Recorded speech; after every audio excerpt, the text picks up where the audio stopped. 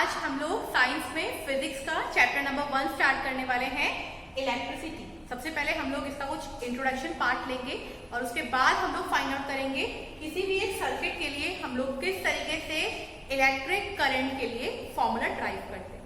तो अगर हम लोग बात करते हैं इलेक्ट्रिसिटी, व्हाट इज इलेक्ट्रिसिटी, तो आप लोगों ने देखा होगा आपके घर के अंदर जो स्विच है उनको जब हम लोग ऑन करते हैं तो फैन ऑन हो जा रहा है, टीवी ऑन हो जा रहा है या फिर इलेक्ट्रिकल इंस्ट्रूमेंट्स ऑन हो जा रहे हैं।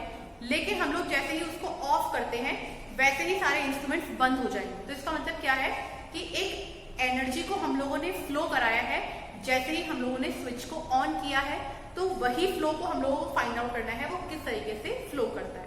तो अगर हम लोग बात करते हैं इलेक्ट्रिक करंट की और एग्जाम्पल लेते हैं हम लोग एक मेटल का, क्योंकि हमारे पास जो घरों में वायरिंग होती है वो मेटल की होती है। तो हमें पता है कोई भी सब्सटेंस जो हमारे आसपास हैं वो बन रखे हैं इलेक्ट्रॉन एंड प्रोटॉन से, एटम से। एटम के अंदर इलेक्ट्रॉन प्रोटॉन प्रेजेंट रहते हैं। इलेक्ट्रिसिटी के लिए हम लोग जनरली बात करते हैं इलेक्ट्रॉन से। तो अगर इस मेटल वायर के अंदर इलेक्ट्रॉन प्रेजेंट है और हमें करंट फ्लो कराना है ए पॉइंट से बी पॉइंट तक, तो आप लोगों ने ध्यान रखना है जैसे ही हम लोग स्विच को ऑन करते हैं वो करंट फ्लो करेगा एक इलेक्ट्रॉन से दूसरे इलेक्ट्रॉन तक और ऐसे फ्लो करते करते एक पॉइंट से दूसरे पॉइंट तक पहुंच जाएगा। तो अब जब हम लोगों ने ए पॉइंट से बी पॉइंट तक इस करंट को फ्लो कराया है तो ये कुछ क्वांटिटी ऑफ चार्ज को लेकर के ए पॉइंट से बी पॉइंट तक जाएगा और एक टाइम पीरियड को ट्रेवल करेगा। तो हम लोगों को यहाँ पर बात करनी है उस चार्ज के बारे में और उस टाइम पीरियड के बारे में जिसकी हेल्प से हम लोग इलेक्ट्रिक करंट को एक पॉइंट से दूसरे पॉइंट तक फ्लो कराते हैं। तो अगर हम लोग बात करते हैं चार्ज की, तो जनरली यहाँ पर हम लोग दो टाइप से चार्ज को रिप्रेजेंट करते हैं। एक बार चार्ज होता है पॉजिटिव और एक बार चार्ज होता है नेगेटिव। और अगर हम लोग बात करते हैं चार्ज को हम लोग किस वैल्यू से डिनोट करते हैं, तो इसको डिनोट करते हैं हम लोग सिंबल Q से। आपने ध्यान रखना है कि इलेक्ट्रॉन और प्रोटॉन उनके ऊपर जितना चार्ज होता है वही चार्ज लेकर के हम लोग करंट को फ्लो कराते हैं एक पॉइंट से दूसरे पॉइंट तक। तो अगर बात करते हैं पॉजिटिव चार्ज की, वैल्यू हो जाएगी 1.6 इंटू 10⁻⁻19 कूलम। और अगर हम लोग बात करते हैं नेगेटिव चार्ज की, तो सेम वैल्यू नेगेटिव में 1.6 इंटू 10⁻⁻19 कूलम। अब यहाँ पर आपने ध्यान ये रखना है कि जो भी वैल्यू हम लोगों ने पॉजिटिव और नेगेटिव में कंसीडर कराई है इसको हम लोग कभी भी यूज नहीं करेंगे न्यूमेरिकल्स के लिए। हम लोग जस्ट वैल्यू यूज करेंगे 1.6 इंटू 10⁻19 कूलम।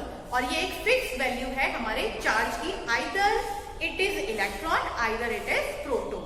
तो अगर हम लोग बात करते हैं डेफिनेशन की, इलेक्ट्रिक करंट की डेफिनेशन क्या होगी, तो 1.6 इंटू 10⁻⁻19 कूलम चार्ज को हम लोग जितने टाइम इंटरवल के अंदर ट्रेवल कराते हैं एक पॉइंट से दूसरे पॉइंट तक, उसे हम लोग बोल देते हैं उस सर्किट के लिए उसका इलेक्ट्रिक करंट।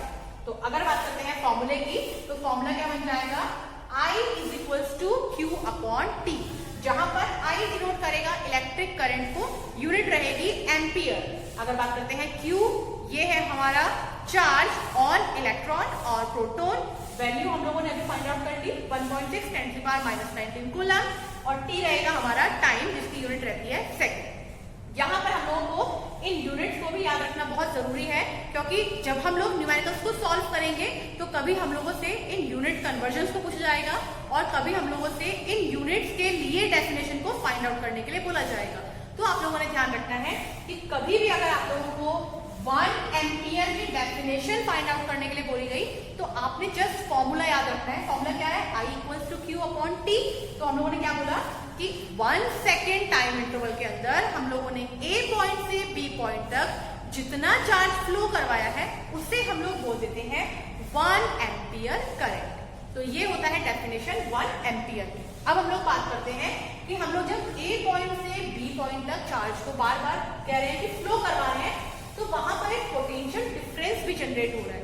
तो वो पोटेंशियल डिफरेंस को फाइंड आउट करने के लिए फॉर्मूला क्या होगा, तो उसके लिए फॉर्मूला होता है V equals to W upon Q। जहां पर अगर हम लोग बात करते हैं V की, तो V डिनोट करेगा पोटेंशियल डिफरेंस को, W डिनोट करेगा कितना वर्क हुआ है। और आपने ध्यान रखना है एक फॉर्मूला और, W हमेशा इक्वल्स टू रहेगा E, यानी कि जितनी एनर्जी हम लोग यूज कर रहे हैं उस वर्क को कंप्लीट कराने में वो हमेशा इक्वल रहता है, यानी कि W इज इक्वल टू रहता है E।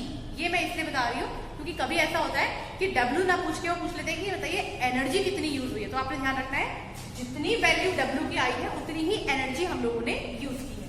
अगर बात करते हैं Q की, हमने यहाँ फाइंड आउट किया था Q का मतलब क्या हो जाएगा, चार्ज। तो फॉर्मूला क्या बनेगा, V equal to W upon Q। बात करते हैं इनकी यूनिट की, W है वर्क, एनर्जी, दोनों की यूनिट क्या रहेगी, जूल। Q की यूनिट हम लोगों ने निकाली है कूलम। और अगर बात करते हैं पोटेंशियल डिफरेंस की, तो इसकी यूनिट रहती है वोल्ट।